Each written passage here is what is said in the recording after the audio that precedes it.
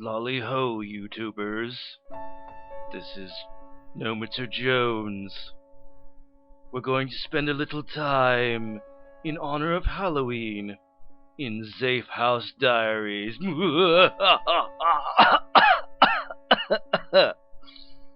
going to show you some Zafehouse Diaries. This is a casual zombie survival game. A little different than your usual third-person or first-person game style. So let's have a look at it, shall we? Start with the options menu. General options, not really much to look at here. Music, windowed mode, blah blah blah. Difficulty, this was added in the second patch. So if you bought the game on, or if you do buy the game on GOG.com, you'll have to patch it up manually.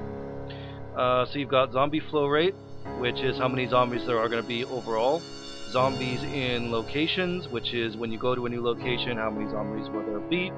Ammo, food, and medicine distribution.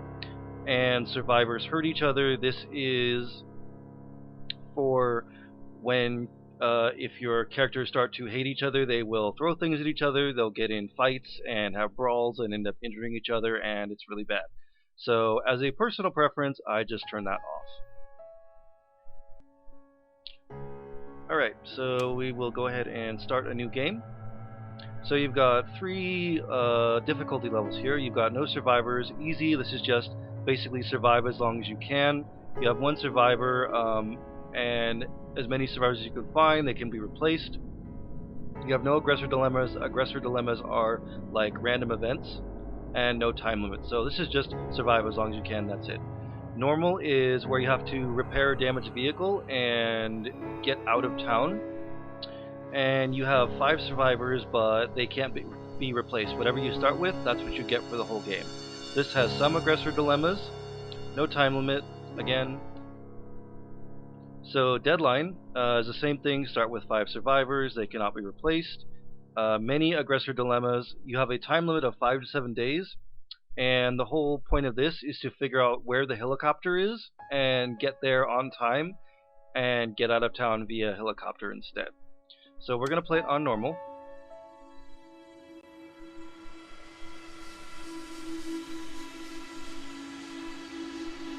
Seven Peachtree Place. We made it. Among our fragile group, we have a chef, a cleaner, a maintenance worker, an athlete, and a police officer. We arrived with a weapon, some tools, some food, and no medical supplies. The 5 of us are wary of each other. Jay is adjusting well to the group, but Gabriel might be able to hold everyone together. We met someone at the outskirts of town. He said he was part of scavenger group looking for some spare parts, but they were attacked, and he was the only one who survived. He said there might be a vehicle in town that we could possibly patch up if we had the right parts. But there's a catch. The outskirts are infested with zombies and getting more dangerous by the day. We'll need to find a map before we can even think about leaving. Before leaving, the scavenger said we might want to check 3 Vendel Place. Okay, so this is your main journal. As you play the game, this will be updated. This is your end turn button here, the watch, and the game goes in 1 hour increments. So if I press this button, it will go to 7 a.m. and then this will be updated based on what I tell my characters to do. Over here, this is the area where when you find car parts and information, various things, you'll get little pieces of paper like this, and they'll go on this board. Over here is the game board area. Every time you play the game board and everything else in the game is completely randomized, so you never know what you're going to run into. You might not always necessarily have every building every time you play.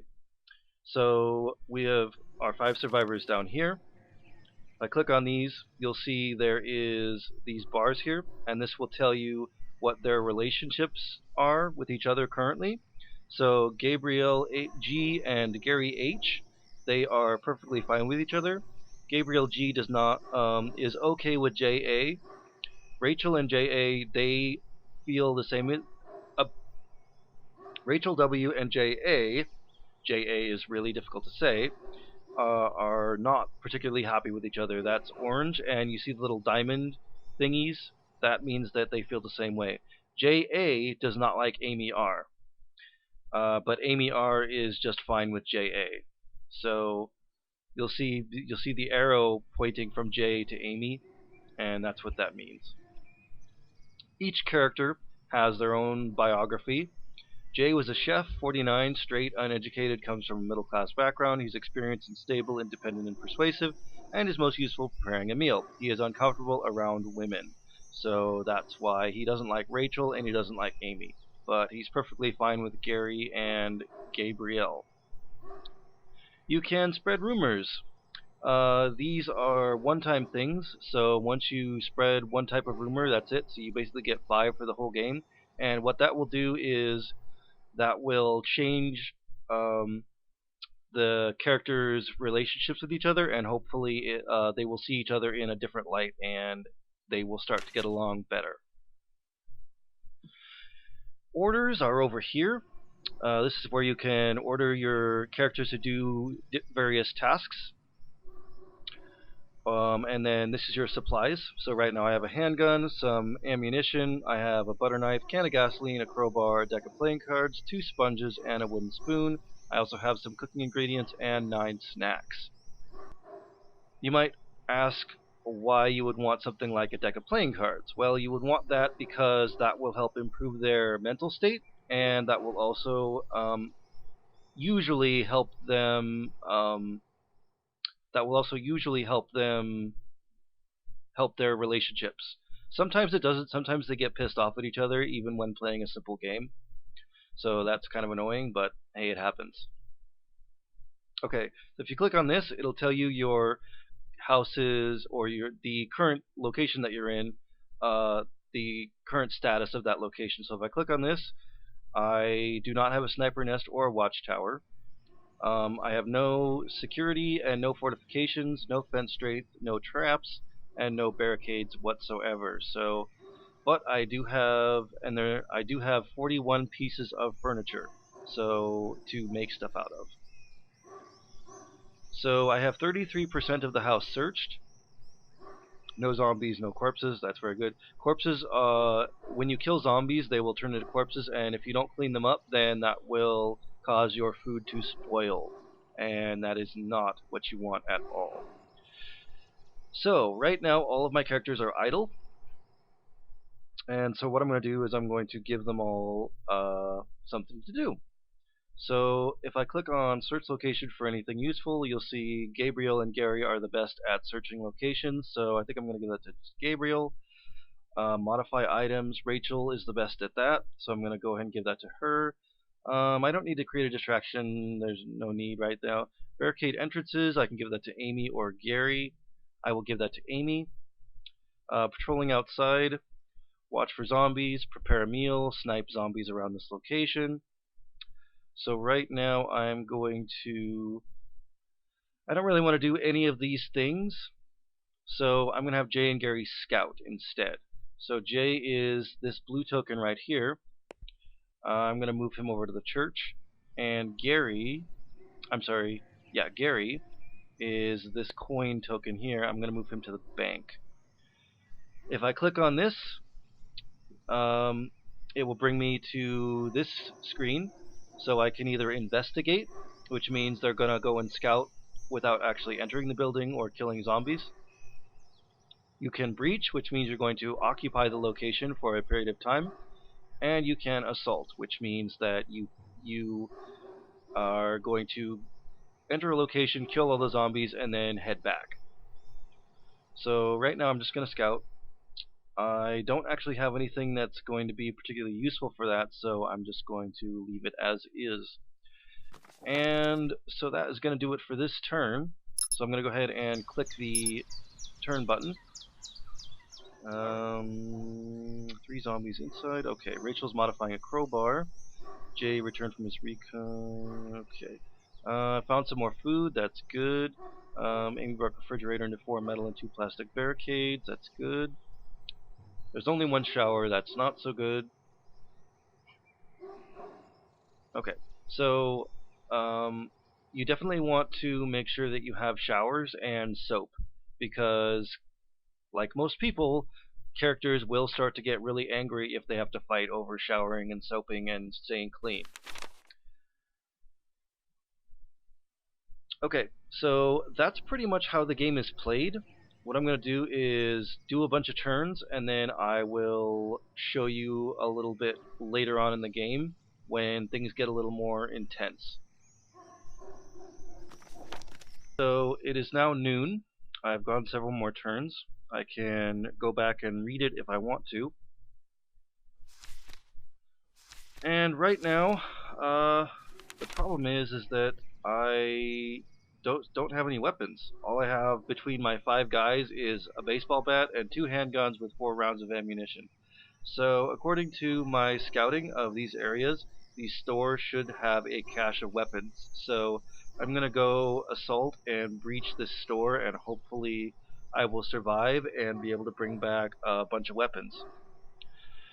So this is what I'm gonna do. I'm going to click and drag all 5 of these guys, move them over here, and then we are going to assault. I'm going to take my baseball bat, my 2 handguns, and my rounds of ammunition.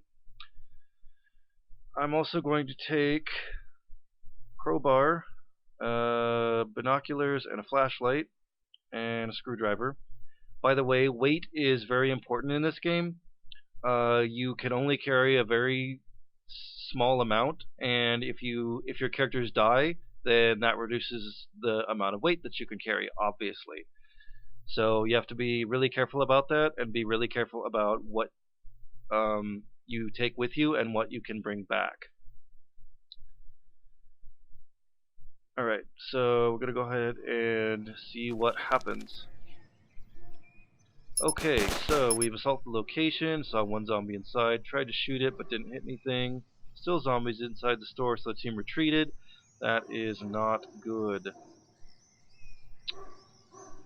Well, that didn't work so well, did it? Alright, well, I think we're just going to have to go ahead and reach it anyway. So I'm going to go ahead and breach.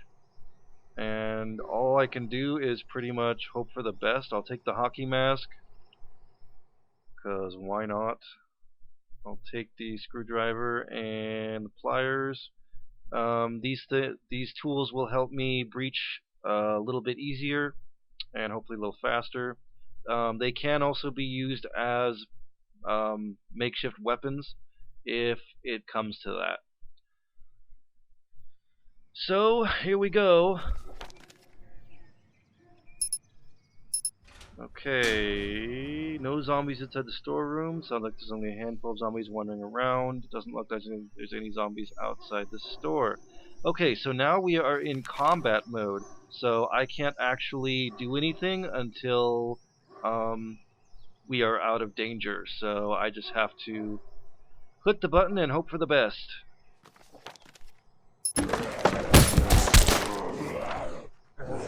Okay, so place inside the storeroom. Jay stuck his arm in his head with a baseball bat, and we got them all. Okay, so now we are out of danger, and we can start looting this store. Let's see what kind of stuff we found so far. Oh, I found a bandage. That's good. Some cooking ingredients, some small meals, and 19 snacks. That's really good. Also a fire axe, and a couple other miscellaneous tools. Alright, I found a bunch more stuff. Bandage, baseball bat, cooking ingredients, cricket bats. Okay. A crossbow, pair of brass knuckles, that's good. Alright, I just realized it's already 4 o'clock, so I'm gonna go ahead and have my guys move back here. And we are gonna go ahead and breach the place. Should be easy though. Alright, so I'll take as much stuff as I can and get the hell out of here.